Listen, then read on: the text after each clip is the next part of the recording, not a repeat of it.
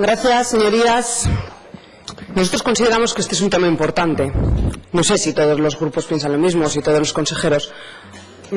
Yo no creo que usted venga aquí a decirnos que este tema le aburre, no lo haría nunca, conociéndola un poco. Otros consejeros lo han dicho de temas que nos parece también importante, especialmente de identidad aragonesa.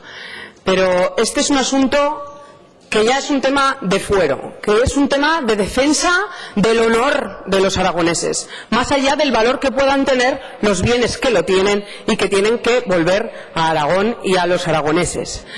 Desde que yo estoy en estas Cortes, este debate ha salido en reiteradas ocasiones, a través de diferentes formatos de iniciativas. Y siempre yo tengo la sensación, si lo pudiera resumir, de que el Gobierno siempre ha dicho que estaba haciendo lo correcto y todo lo que podía, y la oposición siempre le ha dicho que era insuficiente lo que hacía y que tenía que hacer más, siempre, de una forma o de otra forma. Probablemente el Gobierno piense que hace todo lo que puede, pero también probablemente es cierto que desde otros grupos parlamentarios podamos tener razón cuando decimos que hay cosas que se deberían hacer de otra manera o que se podrían hacer de otra forma. Y le argumentaré. Yo estoy convencida de su buena voluntad en esto, Señora Pérez, estoy totalmente convencida. Pero no sea tan confiada, fíjese. Admita este consejo o esta sugerencia. No sea tan confiada, porque es importante que en esto demos pasos firmes sin titubear, sin equivocarnos. No rompamos lo que hasta ahora se ha alcanzado. Y para eso hay que tener cuidado. Y este Gobierno, nosotros sí que pensamos que en estas cuestiones titubea un poco. Fundamentalmente porque además en todo lo que tiene que ver con Cataluña, no sé, que piensan de que a los otros grupos políticos de la oposición con esto queremos hacer anticatalanismo y que eso nos reporta no sé qué, que no sé qué nos reporta. Y entonces ustedes cualquier cosa lo ven como una amenaza y dicen, ojo, que los amigos o los primos políticos catalanes, que primos carnales todos podemos tener en Cataluña y también los queremos todos, pero estamos hablando de política. Y ustedes yo creo que se fían demasiado. Y aquí ocurrió con el presidente Lambán, que vino aquí a pedir socorro a estas Cortes y a dar explicaciones, porque claro, pensaba que estaba reinventando el género epistolar con el presidente de Cataluña, y después vino aquí a decir ay, hicimos un acuerdo entre todos los grupos parlamentarios, porque aquí siempre encontrará el acuerdo unánime, espero que siga siendo así, entre todos los grupos sobre esta cuestión, y eso yo creo que es una bala importante para el Gobierno y para usted, para poder negociar si hay algo que negociar, hablar si hay algo que hablar y desde luego defender lo que hay que defender. Usted dice que mantiene una reunión de 3 horas con el consejero de Cataluña. ¿3 horas?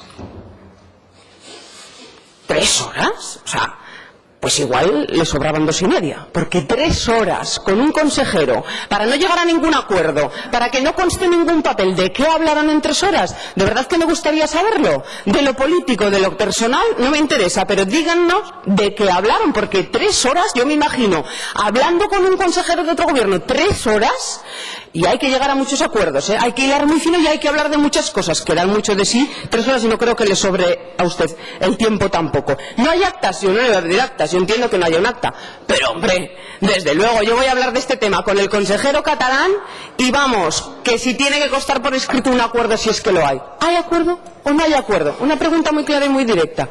¿Hay acuerdo o no hay acuerdo? ¿No llegaron a ningún acuerdo después de 3 horas mareando la perdiz? ¿O llegaron a un acuerdo? ¿Y qué acuerdo? Díganlo. ¿No hay un documento escrito? No, lo que diga no. Pero ¿cómo puede usted estar 3 horas con el consejero catalán, llegar a un acuerdo y no plasmarlo por escrito? Es que no lo podemos entender. Aquí hay gato encerrado y huele a chamusquina. ¿O es sumamente confiada, señora Pérez? No confío en este tema, de verdad, que vale más ir con pies de plomo. Preguntas concretas.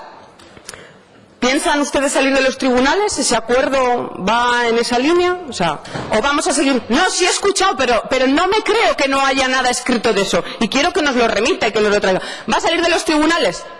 Desde luego, nosotros creemos que no, que para nada en absoluto dialogar. Llevamos 16 años queriendo dialogar. Ahora quieren dialogar ellos. Ahora es cuando hablan de cogestión, de patrimonio compartido. ¿Qué piensa usted de eso? Porque nosotros lo que pensamos es primero cumplimiento de las sentencias y después ya hablaremos, dialogaremos, seremos muy amigos, acordaremos. Claro que sí, que acordaremos y seremos generosos y solidarios como siempre. Pero primero cumplimiento de las sentencias.